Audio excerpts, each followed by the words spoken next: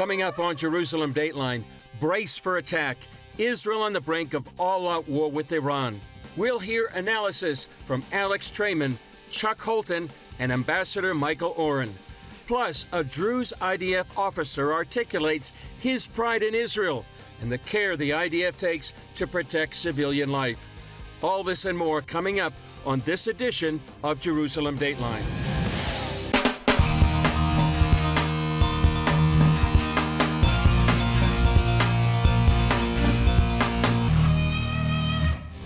Hello and welcome to this edition of Jerusalem Dateline. I'm Chris Mitchell. From Tehran to Tel Aviv, the Middle East is anticipating an attack on Israel by Iran and its proxies. It's expected Israel's response will be much bigger than in the past. Here's the latest. In Tel Aviv, CENTCOM Commander General Michael Kurilla met with Israeli Defense Minister Yoav Gallant. His mission? To oversee a coalition to defend Israel from an expected attack by Iran and its proxies. Meanwhile, in Tehran, the Secretary of Russia's Security Council met with Iran's president, who described Russia as a key and strategic ally, and said improving relations with Russia is among Iran's top foreign policy priorities. Iran's foreign minister also blamed the U.S. for supporting Israel's war against Hamas. Moreover, the U.S. should not provide Israel with arms or weapons of mass destruction. We believe that had it not been for the U.S. government's assistance, Israel would never have taken such a risk. On Monday, several American servicemen were wounded when Iranian-backed militias attacked the U.S. al-Assad air base in Iraq. The U.S. State Department is urging Iran to de-escalate. We have been sending consistent messages through our diplomatic engagements, encouraging people to communicate to the government of Iran that escalation is not in their interest, and that we will defend Israel from attacks, and that escalation does not serve Iran's interest. Most of Israel right now is anxiously awaiting whether or not there will be an attack, what it will be like, and whether the IDF has the capacity to defend it. Alex Trayman, Jerusalem Bureau Chief of JNS.org, believes the U.S. is sending the wrong signal to Iran. It seems clear that the United States wants to help Israel to defend itself. It doesn't want Israel to absorb large attacks on its home front. But at the same time, they are willing to let Israel fight but not win the war. And it's giving Iran the sense that they maybe don't have a green light, but they at least have a yellow light to go ahead and attack Israel. Trayman believes the U.S. needs to send a different message. What they should be saying is, you will not attack, because if you attack, we will consider it like an attack on the United States, and we will punish you severely. Right now, there is not a very credible military threat, so there is no deterrence against Iran. In light of the peril Israel is facing now, 300 Christians from Indonesia came to pray in Jerusalem's Garden Tomb. They came to intercede for protection for the Jewish state and its people. I'm here in our studio with Chuck Holton, CBN News war correspondent. Chuck, we just saw in our story 300 Indonesians at the Garden Tomb worshiping and praising God and also praying for Israel. How important are these armies of spiritual soldiers in the battle right now? Well, think about this. We're in a war zone, theoretically, at least, and we've got people from around the world who are flying here, coming into the war zone specifically to pray for the peace of Israel. And I mean, that's the most powerful thing that any of us can do. Yeah. So fascinating to see, and I've seen it myself. When we went there for Easter, there were people from all over the world. There were people from the Philippines and just everywhere that had come to stand with Israel, and I just think that that's a very special thing. Yeah, and how about for people that aren't here physically, they can still stand in the gap for Israel? Of course, yes. You don't have to be here to pray for Israel, and we're commanded to do so. Yeah, and how important, how key are they in the battle now? Well, I think it's the most, like I said, the most important thing we can do. Yeah. It's more important than because this is a spiritual war. Than the kinetic battle space, the information battle space, those are secondary. Yeah. It's the spiritual battle space that we need to worry about, and people all over the world are doing just that. Yeah. Speaking of the physical battle space, General Kurilla is here. He's the head of CENTCOM. What would he be doing right now? Well, he's, of course, interfacing with his peers here in Israel, but he's also going to Jordan, and he's talking to them, trying to make sure that they're behind Israel like they were in April. And we saw several cargo aircraft, U.S. military cargo aircraft that landed in Jordan yesterday. Most likely that's because they're delivering something to Jordan. If you had to guess, you'd think they were probably delivering extra ammunition for their Patriot missile batteries, because Jordan has some American Patriot missile batteries. And remember, there are U.S. troops in Jordan, there are U.S. troops in Iraq, there are U.S. troops in Syria, and they are all under threat right now. We saw yesterday on Assad Air Base in Iraq, some American troops wounded by missiles that were fired in there, and old missiles too. But this is the scourge of the Soviet Union that never goes away. Those munitions that they spread all around the world are durable and fungible, and they pop up in the darndest places. So we need to be praying for our troops that are in harm's way as well. And they're anticipating likely a larger attack than what happened in April. So this is what Cruella is doing to really make sure that all the pieces are in place. That's right. There's a lot of moving parts, and we have to, number one, deconflict our forces with Israeli forces and the other forces that are in the region. So the worst thing we could happen would be for Iran to fire missiles, a United States plane goes after those missiles, and an IDF plane or an IAF plane sees the American plane and thinks it's an enemy and tries to shoot down their own people. Right. So they have to coordinate all of that stuff and deconflict. And you can imagine there are literally hundreds of thousands of moving parts in something like that. And there is a lot of AI that helps. There's a lot of computer stuff that kind of interfaces together. But even still, there's a lot of room for error in there, human error especially. And so that kind of coordination is vital in a time like this. And how would you describe the state of readiness of the IDF right now? Well, they're more ready than they have been in a long, long time. They've been training and preparing for an all-out war in the north. I think they've been waiting to go hard or to go physically into Lebanon, simply because of three things. Number one, they want to better train and prepare their troops for that fight, because it's going to be a much more difficult and a much different fight than what they've encountered in Gaza. Number two, they want to have time to build up their forces or build up their equipment and ammunition and their technology. So they have this Iron Beam technology that is coming online, and it can't come online fast enough. And if they can get enough of those out and deployed into the field, that could be a real game changer for Israel if it comes to a massive wave of missile and rocket and drone attacks from the north. The third thing I think that they're kind of looking at is just the U.S. presidential election, because they want to know how much support they're going to get from the United States, and it's going to be a big difference between a Trump presidency and a Harris presidency as to what kind of support they get. So they would like nothing more than, if they have to go into Lebanon, to be able to push it off at least past the election, and even better into next year, in spring or something of next year. But they may not have that option. The clock is ticking, and their window is shrinking day by day, and likely shrinking much faster than they would like for it to be. Well, Chuck Holton, great analysis, and great to have you here in the land. Me too. I'm glad to be here. Coming up, analysis from Alex Trayman, Jerusalem Bureau Chief for JNS.org.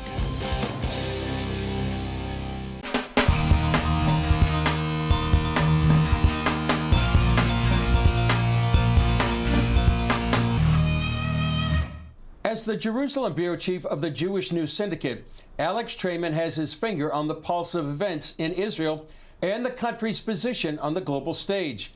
We asked him about this moment in Israel's history and its relationship with the U.S. Alex Trayman with Jewish News Syndicate, thanks for joining us. You posted something on your X account from Richard Goldberg, where he makes a lot of points about this current situation. Why did you think that was so important to repost? Well, the United States is basically saying, we don't know whether Iran is going to attack. We hope it doesn't attack. If they attack, we will try to defend Israel. What they should be saying is you will not attack, because if you attack, we will consider it like an attack on the United States, and we will punish you severely. Right now, there is not a very credible military threat, so there is no deterrence against Iran. The United States has the wherewithal to provide that deterrence, or even just to say, we will not hold back Israel from doing whatever they need to do to repel your attack. They're not doing that either. So they're not only not putting their own military threat on the table, but they're trying to take Israel's military threat off the table, and it's giving Iran the sense that they maybe don't have a green light, but they at least have a yellow light to go ahead and attack Israel. Has this been the story with Israel and the U.S. almost since October 7th? Pretty much, yes. It seems clear that the United States wants to help Israel to defend itself. It doesn't want Israel to absorb large attacks on its home front. But at the same time, they are willing to let Israel fight but not win the war. And they don't want Israel, or they have not allowed Israel, to reestablish the deterrence that's necessary to restore calm in the region.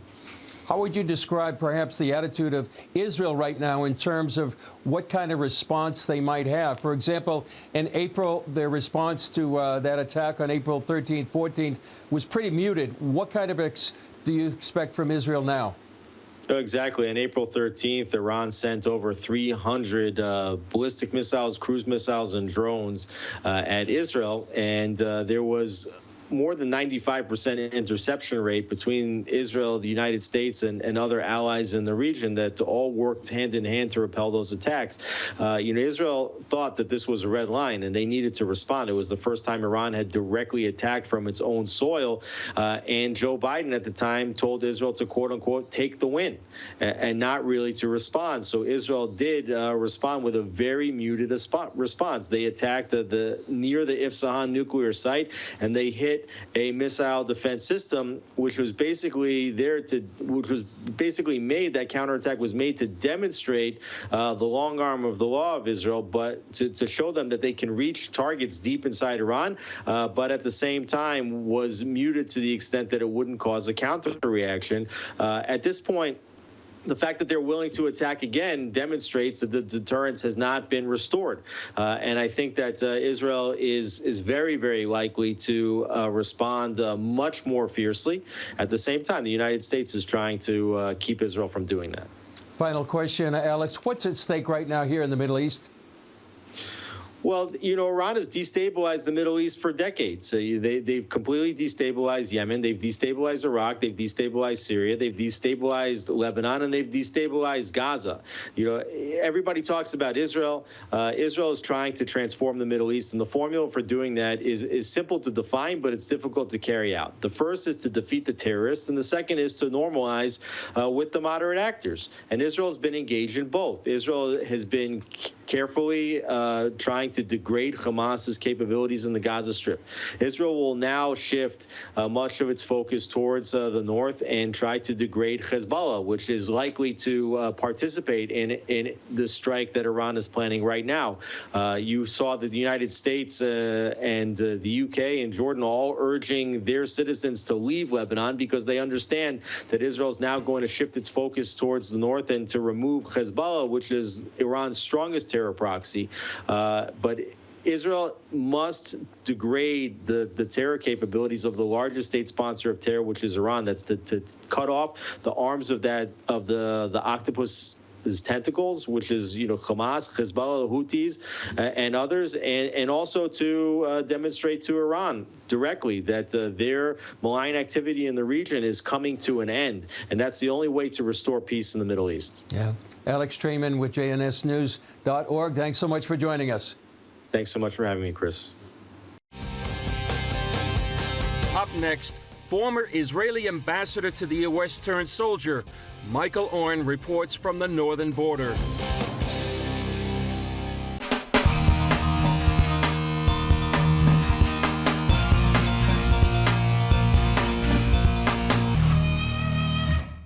When America was deciding whether to fight for independence from Britain, One of its greatest thinkers, Thomas Paine, accused some of not being willing to fight for their country.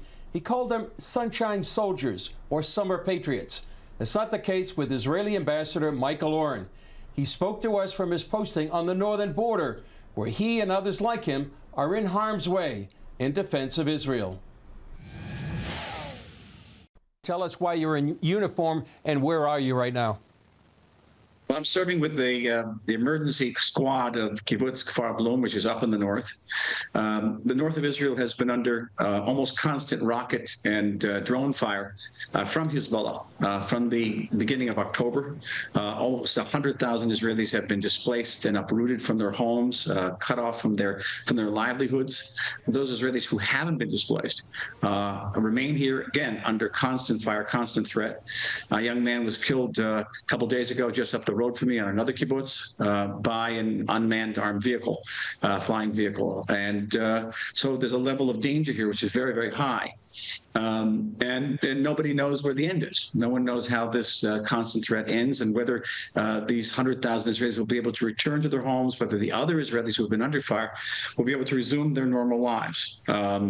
And the hope here is, the expectation is that there will be an end, that Hezbollah will be pushed back from the northern border. No one can go back to the situation that existed on October 6th, when Hezbollah was literally on the other side of the fence. You can almost touch the Hezbollah positions. Nobody can go back to that, knowing that, as we do now, what terrorists can do to populations who are on the other side of the fence. They will cut through that fence, and no fence, no matter how sophisticated and strong, can stop them.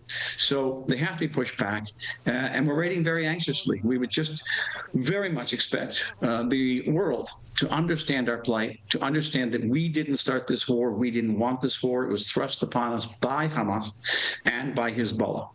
And that Israel has to take every possible measure to defend its citizens. And what we're getting up here at the end is literally, we are defending our citizens here. Just a last note, in the aftermath of the elimination of these two mass murderers, people who have murdered not just thousands of Israelis, but also countless numbers of Palestinians and Americans. We really would appreciate it if the world would have said, thank you, Israel, for eliminating these two truly evil individuals, and not come us with complaints that, you know, and somehow Israel's endangering peace in the Middle East. You've been an ambassador, you're dealt with world leaders. What kind of international support is you would expect or hope for up in the north, and also the other threats that Israel's facing on all fronts? We'd expect very great support. The support, unfortunately, which we're not getting. The United States has said that it will help defend the state of Israel. And what does defense mean? If Israel's attacked. But Israel's been attacked. We've basically been in a war with Hezbollah, not just with Hamas, but with Hezbollah since October 7th. And the message that I received both, you know, here and in Washington, because I go to Washington frequently, I'll go to Washington again next week, is that you know, they expect Israel to defend itself passively, maybe till we run out of Iron Dome interceptors. But I haven't seen any major support for counteroffensive action that would drive Hezbollah away from the fence, that would truly deter Hezbollah and deter Iran. Which brings me to the next big point. Who's willing to stand up to Iran? Up to this point, no one's fired a shot at Iran. Iran has instructed its proxies to fire at American bases close to 200 times. Iranian proxies have closed the Straits of Mandeb to international shipping at the cost of countless $1 billion to the international community. Iran has not paid any price whatsoever for this, and I'm strongly of opinion that until Iran is made to pay a punishing price, it will continue to bring violence, instability, and war to the Middle East, and not just to the Middle East, but also to the world. When you go to Washington, when you talk to people from the West, what is your message to Americans and U.S. leaders? The message is Israel has not just the right, but the duty to defend its citizens in the South, certainly, but of course in the North, and that Iran, which is close to this nuclear weapon, Iran, which is activating proxies throughout the region to attack not just Israelis, but attack American bases, to attack international shipping, Iran must be stopped. It must be stopped. It's the head of the snake, the head of the octopus, whatever, you know, metaphor you want to use. At the end of the day, the Middle East will not regain stability We will not avoid a war if Iran remains undeterred and unchecked. Still ahead, the melting pot that is the Israeli military and the painstaking care taken to protect civilians.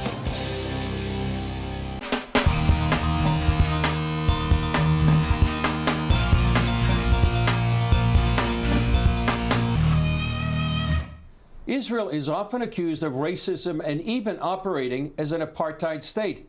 The recent Hezbollah attack on a Druze minority community in the Golan Heights revealed a different reality.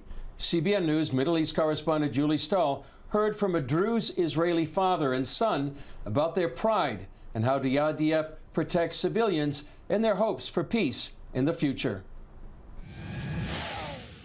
Company Sergeant Major Eyal Ganam, a Druze Israeli, is an IDF commander in the Givati Brigade. He fought in the 2014 Gaza-Israel war and now serves as a reservist in the ongoing war. Ganam spoke to journalists in the Druze town of Majd al-Shams after a Hezbollah rocket killed 12 children as they played on a soccer field and wounded dozens. This is my message to the whole world, because the world needs to understand this. Every time we need to do an operation, we always endanger ourselves. We put the highest risk on ourselves so we won't injure any innocent person. Ganam explains that for a military operation that should take just 6 hours, the IDF often spends 12 to 24 hours to avoid civilian casualties. This is exactly the reason why I personally believe that this war is taking so long. The reason is we're taking the time to think, to understand, and to attack against the ones who attacked us. About 150,000 Druze live in Israel, mainly in tight-knit communities.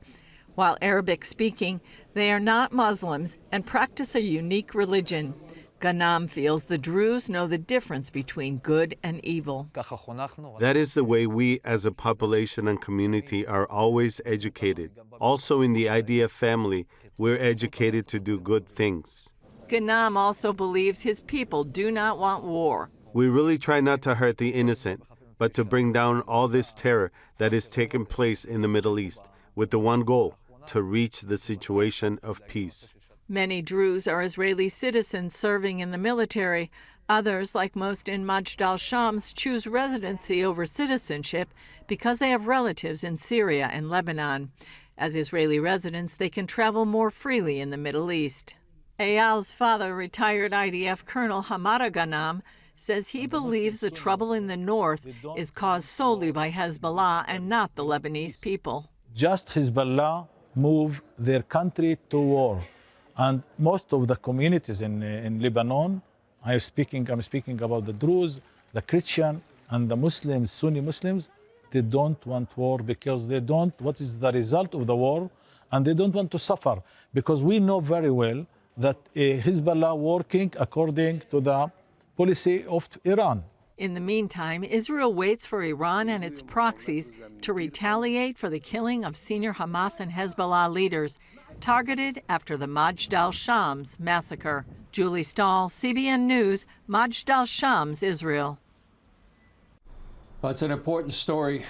And that's all for this edition of Jerusalem Dateline. Thanks for joining us. Remember to follow us on social media, and you can access CBN content through our CBN News and other CBN apps. And please continue to pray for Israel, for all those caught in harm's way, and for the hostages to return home. I'm Chris Mitchell. We'll see you next time on Jerusalem Dateline.